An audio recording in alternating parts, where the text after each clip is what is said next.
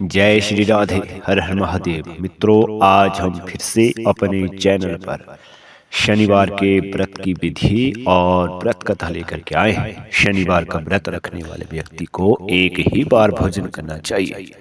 भोजन में काले तिल और काले उड़द का विशेष महत्व है।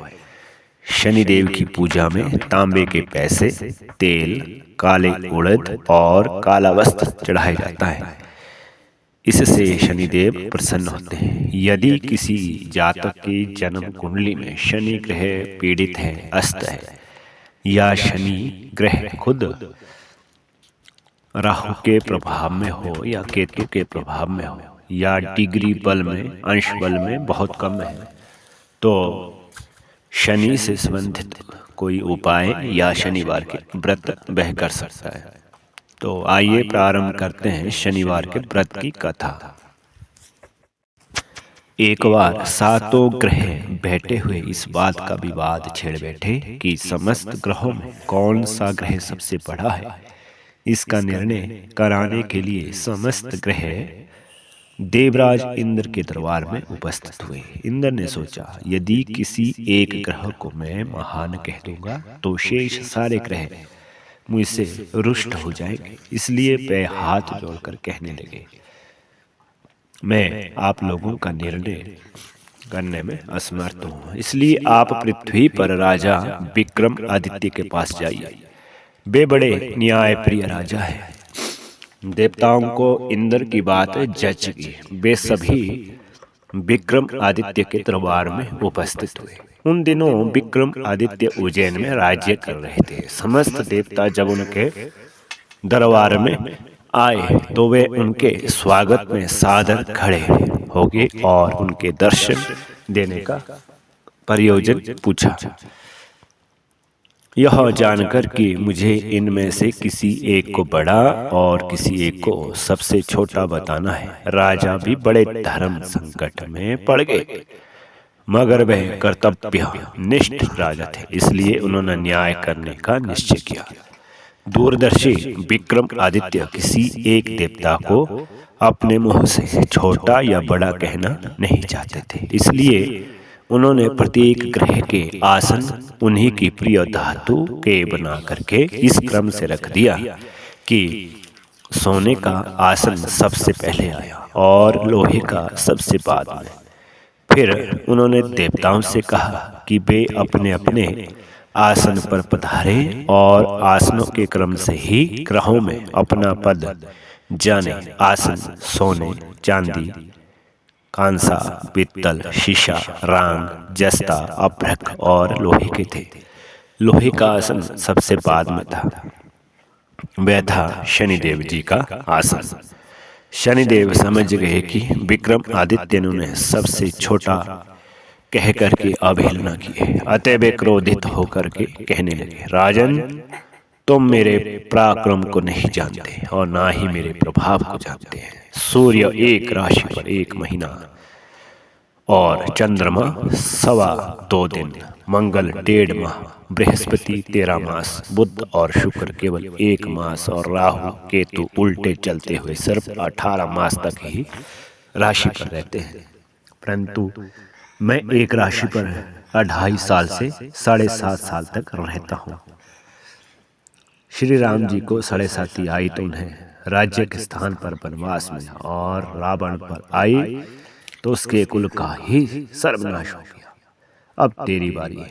ऐसा कहे शनिदेव क्रोधित होकर के वहां से चले गए।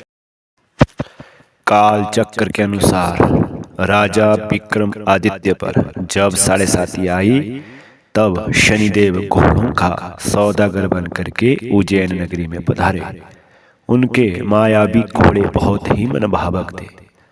राजा ने घोड़े के सौदागर के आने का समाचार सुना तो अश्वपाल को उन्हें देखने और छांटने के लिए भेजा। अश्वपाल द्वारा चुने गए घोड़ों में एक घोड़ा इतना सुंदर था कि राजा की तबीयत उसकी सवारी करने को ललचा गई। राजा जैसे ही घोड़े के पीठ पर बैठे, वैसे ही घोड़ा हवा से बात करता हुआ ऐसा दौड़ा कि कुछ ही क्षणों में राजा को एक बीहड़ जंगल में पहुंचा दिया। बीहड़ जंगल होता है घना जंगल। देखते ही देखते अंतर ध्यान हो गया। अब तो राजा विक्रमादित्य जंगल में मारे मारे फिरने लगे। भटकते भटकते उन्हें एक ग्वाला मिला। प्यास से व्याकुल राजा को उसने पानी पिलाया। प्रसन्न होकर राजा ने उससे अपनी अंगूठी दे दी। उसके बाद वे तलाश करते हुए नगर की ओर बढ़े। कुछ ही देर में वे एक नगर में पहुंच गए।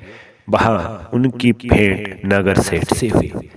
सेठ ने उन्हें भूखा प्यासा देख करके खाना खिलाया और अपनी दुकान पर एक और बैठ जाने को कह दिया।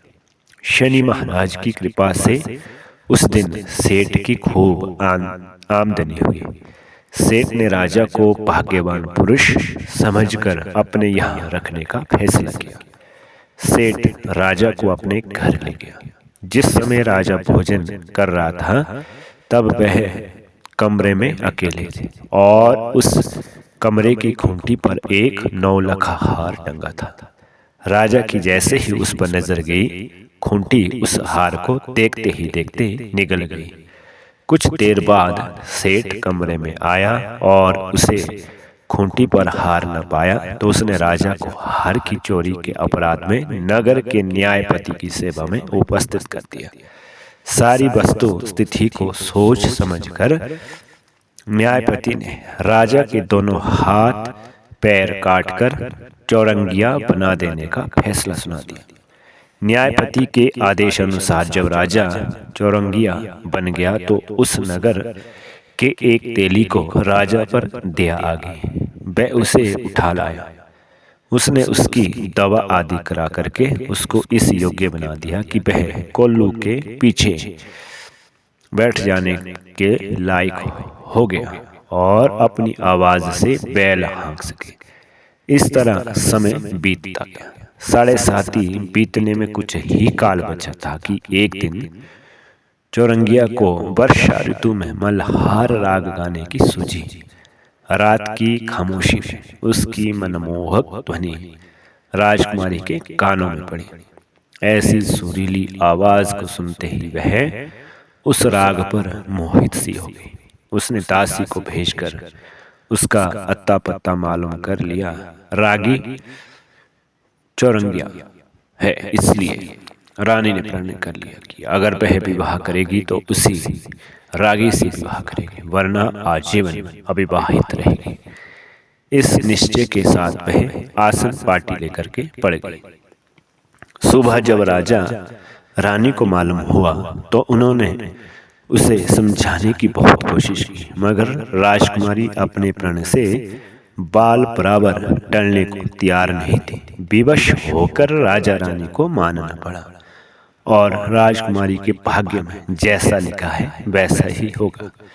यह सुनकर राजा ने तेली को बुलाकर आदेश दिया कि वह चौरंगिया की शादी का इंतजाम करे, क्योंकि राजा उसके साथ अपनी राजकुमारी का विवाह करने का फैसला कर चुका है।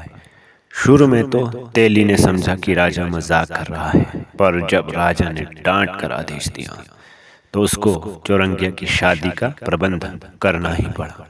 शुभ मुहूर्त देखकर राजपुरोहित ने राजकुमारी और चौरंगिया का विवाह करा दिया। वह 7.5 की अंतिम रात थी। उस रात के आधा बीतते ही चौरंगिया को शनिदेव स्वप्न में दिखाई दिया और बोले, राजन, तुमने मुझे छोटा कहने का दंड पा लिया है। आशा है अब तुम्हारे होश ठिकाने आ गए होंगे। राजा ने हाथ जोड़कर क्षमा मांगते हुए शनिदेव जी से प्रार्थना की कि जैसा दुख आपने मुझे दिया है भविष्य में ऐसा दुख किसी और को ना दीजिएगा। शनिदेव ने राजा की प्रार्थना स्वीकार कर ली।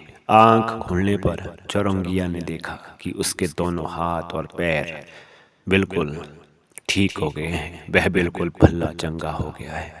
प्रातः उठने पर राजकुमारी ने भी जब अपने पति को पूर्ण स्वस्थ देखा तो उसकी प्रसन्नता और खुशी की सीमा न रही।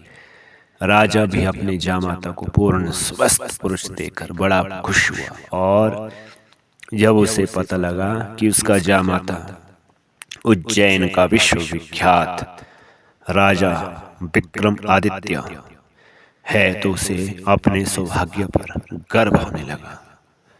होते होते यह समाचार नगर सेठ के पास भी पहुंचा। उसे अपने पूर्व कर्मों पर बड़ी गिलानी हुई। वह विक्रमादित्य की सेवा में उपस्थित होकर उसके चरणों में गिर पड़ा और उन्हें अत्यंत सम्मान के साथ अपने घर ले गए। विक्रमादित्य उसी कमरे में भोजन करने को तैयार हुए जिस कमरे में खूंटी ने हार निगला था। राजा जब खाना खा रहे थे तब लोगों ने आश्चर्य से देखा कि खूंटी हार उगल रही है। यह देखकर नगर सेठ ऐसा अभिभूत हुआ कि उसने अपनी कन्या श्री कबरी का विवाह भी राजा विक्रमादित्य के साथ अत्यंत धूमधाम से करा दिया। कुछ दिनों के पश्चात जब राजा विक्रमादित्य अपनी राजधानी में आए तो लोगों को बहुत प्रसन्नता हुई और उन्होंने राजा और दोनों रानियों का बहुत अच्छे से स्वागत किया। पुनः राज्य प्राप्ति कर लेने के बाद राजा ने राज्य में घोषणा कर दी कि कोई शनिदेव को छोटा न कहे। प्रत्येक शनिवार को व्रत रखकर उनकी कथा सुने और उन्हें तेल, काले उड़द, काले कपड़े और तांबे का चढ़ावा चढ़ाए।